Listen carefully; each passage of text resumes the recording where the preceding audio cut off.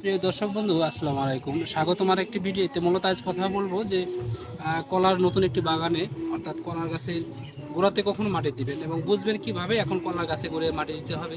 তো আসুন দেখাচ্ছি যে এই যে অলরেডি কিন্তু আমার প্রত্যেকটি কলার গাছে কিন্তু এই যে চারা বের হয়েছে। শুধু চারাই নয়, যদি আপনাদের একটু করে লক্ষ্য করে দেখাই, এই যে শিকড়, এই যে শিকড়, বুঝবেন কিভাবে যে কলা গাছে কখন মাটি দিবেন।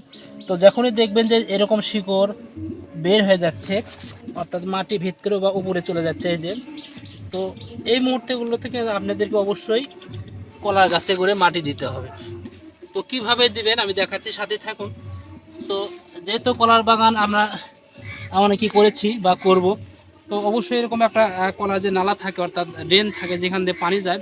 তো চাইবেন প্রথমে ড্রেনটা পরিষ্কার করা এবং এই ড্রেনের মাঝখানে একটু এরকম কুবে নেবেন। এই যে মাটি একটু ঝরঝরে করে নেবেন। চাইবেন যে মাটিটা শুকানো মাটি গোলা গাছে গোড়া দিতে। আমি কিন্তু এই যে মাটি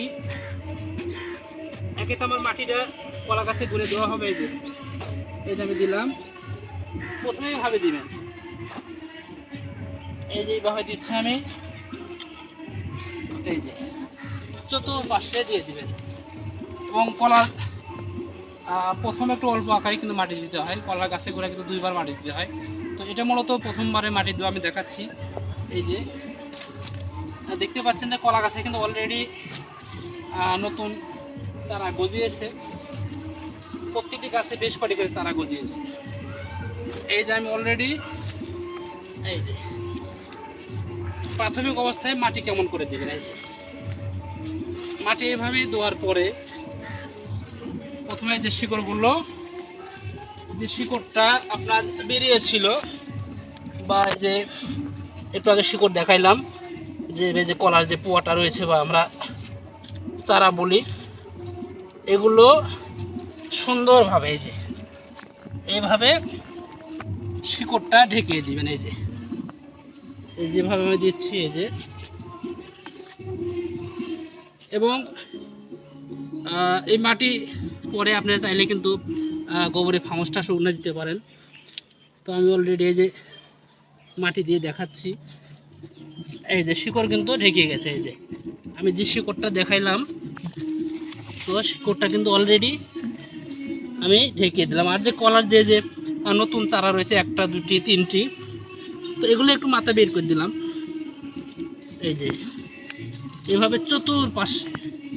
এবং মনে রাখবেন যে নতুন একটি বাগানে কলার গাছে গোড়ায় মাটি কিন্তু দুইবার দিতে হয়। প্রথমে একটু অল্প করে দিলেন, পরে যখন কলা গাছটা একটু মোটা হয়ে গেল বা কলা গাছটা একটু বড় হয়ে গেল, তখন কিন্তু আবার আপনারা দিতে পারেন। তো অলরেডি এইভাবে আমি দিয়ে দিলাম। এই যে এই যে অল্প আকারে প্রথমে মাটি দিয়ে দিবেন।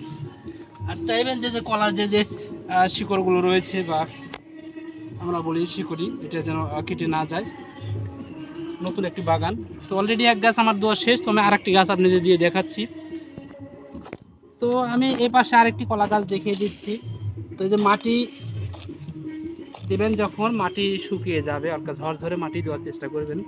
তো আমি অলরেডি একটা গাছ দিয়েছি, যে আমি আরেকটি গাছ দিয়ে দেখাচ্ছি। তো মূলত এটা একদম নতুন একটি বাগান, নতুন একটি জায়গা। দেখতে পাচ্ছেন অলরেডি কলার গাছগুলো কেমন গ্রোথ হয়েছে, অনেক সুন্দর। এবং এখানে কিন্তু আমি বেশ কয়েক কোয়ালিটি কলা লাগিয়েছি। তো মাশাআল্লাহ, এই যে আর দেখাচ্ছি আপনাদের কীভাবে মাটি দিতে হয়। যে আমি কিন্তু এই কলা গাছের গোড়ে চতুর্দিকে মাটি দিয়ে দিচ্ছি, এই যে। এবং এই যে নালাটা রয়েছে, চাইবেন এই নালাটা একটু বড় করে, একটু ডিপ করে দিতে, কেননা বর্ষার সিজনে কিন্তু পানি বাঁধবে, যেন পানি পড়া মাত্রই বেরিয়ে যায়, গাছের কোনো ক্ষতি না করে। তো সেই জন্য ডিপটা একটু গভীর করবেন। এই যে নালাটাই,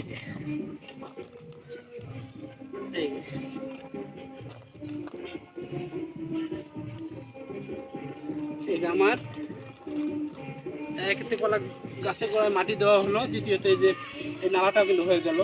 তো আবার আমি এই যে আবার কিন্তু এই যে দিয়ে দিচ্ছি। এই যে আমার প্রত্যেকটি নতুন গাছে কিন্তু 3টি 4টি করে চারা গজিয়েছে, দেখেন। এই যে এখানে একটা চারা, এই যে এখানে একটি চারা, প্রায় 3টি 4টি করে চারা গজিয়েছে এবং দেওয়ার সঙ্গে সঙ্গে কিন্তু এই যে আগাছাগুলো রয়েছে চাইবেন যে আগাছা সঙ্গে সঙ্গে পরিষ্কার করে ফেলে দিয়ে দেবে। একটি কলা বাগানের যত্নটাই মেন। হ্যাঁ, আর যেহেতু একটা নতুন একটি বাগানে অবশ্যই চাইবেন 2বার মাটি দেওয়ার জন্য। কলা গাছে গোড়ায় 2য়বার মাটি দিবেন। প্রথমে একটু অল্প করে দিবেন, যখন কলা গাছ একটু মোটা হয়ে গেল বা কলা যখন থুর এসে গেল তখন আবার দিতে পারেন। তো দর্শক, ধন্যবাদ জানাচ্ছি ভিডিওটি দেখার জন্য। এরকম নিত্য নতুন ভিডিও দেখার জন্য অবশ্যই সুজন এগ্রো চ্যানেলের সাথে থাকুন। আজ এই পর্যন্ত। আসসালামু আলাইকুম রহমতুল্লাহি বরকাতুহু। ধন্যবাদ সবাইকে।